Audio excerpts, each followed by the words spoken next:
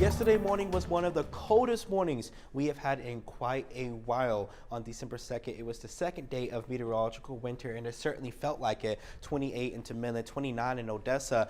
But if you take these temperatures at about 10 to 15 degrees, that's pretty much exactly where we are right now. We can thank that southerly flow for that, bringing us to 41 into Midland, with 44 off into Odessa and 57 out into Fort Stockton. A bit more of those kind of low to middle 40s into the big country, some upper 30s along into the heartland with some 40s into the Concho Valley, 44 in Eden, 47 in Abilene, with 39 out into Brownwood. We are starting to hang on to a fair bit of clouds. It'll be intermediate as we go throughout much of the day, kind of mostly cloudy, mostly sunny to partly cloudy conditions as our next system is going to be approaching, coming in off from the west, where it's actually bringing a little bit of some snow showers along into near areas of Denver. This is only their second time they have really received snow this year. They have definitely been falling well behind the snowfall count, but for us, we're not going to be getting too much of that kind of dense snow. Otherwise, that cold front is going to be coming in as we head into the later portions of our evening.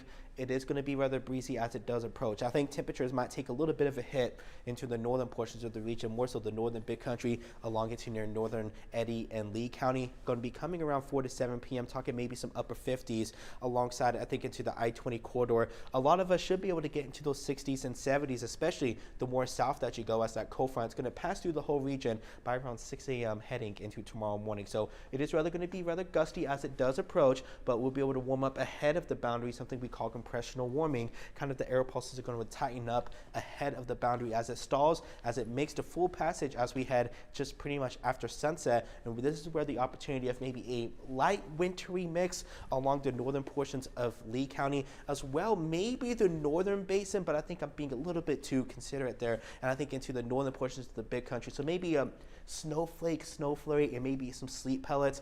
I'm not expecting any impacts on the roads. Maybe a light dusting at the absolute highest. I think more so into the northern portions of Lee County as we head into kind of overnight tonight into Thursday morning.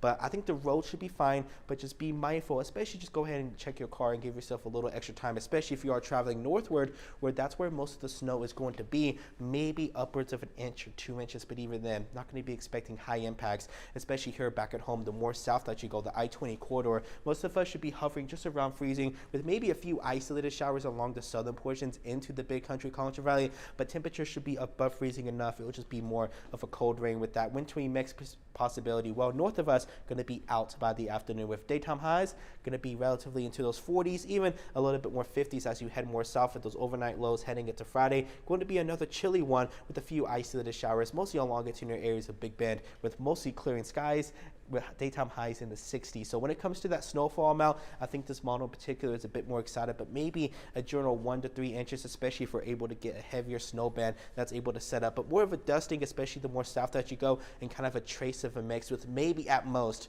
0.04 of an inch into Tatum, so maybe some light dusting on the grass. But other than that, not going to be expecting any major impacts. But as we go throughout much of the day today, we're going to work with more of those kind of mostly sunny to partly cloudy conditions. Temperatures should be able to warm up quite nicely, especially ahead of the boundary, hitting around 70 for both Midland and Odessa, 71 in Monahans and Crane, with 69 in Coleman, and 70 out into Paint Rock, with a bit more upper 50s for the northern big country. 34 heading into Midland tonight, 33 in Odessa. See a bit more of those freezing temperatures into those low 30s and upper 20s the more north that you go, especially into near areas of the big country, but still going to be just right into those low 30s with a bit more upper 30s and lower 40s as you head south into the Concho Valley. As we head into tomorrow, daytime highs going to struggle to be into those 40s. We'll hang on to some partly cloudy conditions with that chance of an isolated shower, especially the more south that you go, with that very kind of low-end wintry mix chance along the most far northern counties of the region. We'll be able to warm up comfortably into those 60s as we head into Friday and Saturday. We'll have plenty of sunny skies to go around,